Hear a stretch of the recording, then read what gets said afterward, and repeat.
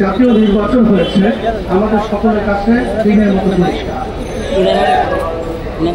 এখানে বর্তমান অন্তর্বর্তীকালীন সরকার তার প্রধান পরিষ্কারভাবে বলেছে যে 3টা মৌলিক দাবি বাস্তবায়নের পরেই এদের সুন্দর হওয়ার প্রক্রিয়া, এইটাই সে আমাদের কাছে ব্যক্ত করতে চেয়েছে।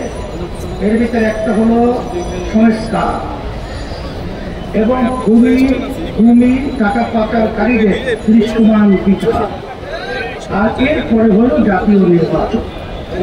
আমি অন্তর্বর্তীকালীন সরকারকে বলবো, আপনি বলেছেন এটার পরে জাতীয় নির্বাচন, কিন্তু সংস্কার কি হয়েছে?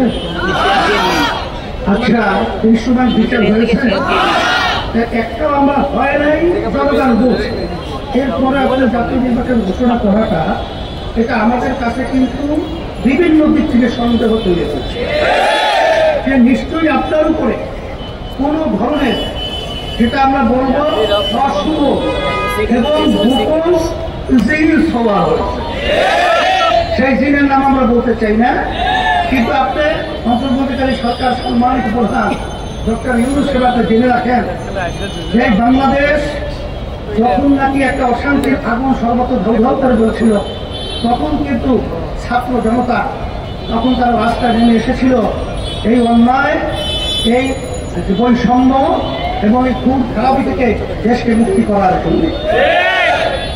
যদি কোনো অশুভ চক্র এবং কোনো জিনিস হওয়ার হয়ে আপনাকে চাপ প্রয়োগের মাধ্যমে এই ধরনের ঘোষণা দেওয়া থাকে, আমরা পরিষ্কার বলছি যে আমরা কিন্তু বাংলাদেশের মানুষ, আমরা ছাত্র জনতা, আমরা কিন্তু রাজপথ ছাড়ি নেই।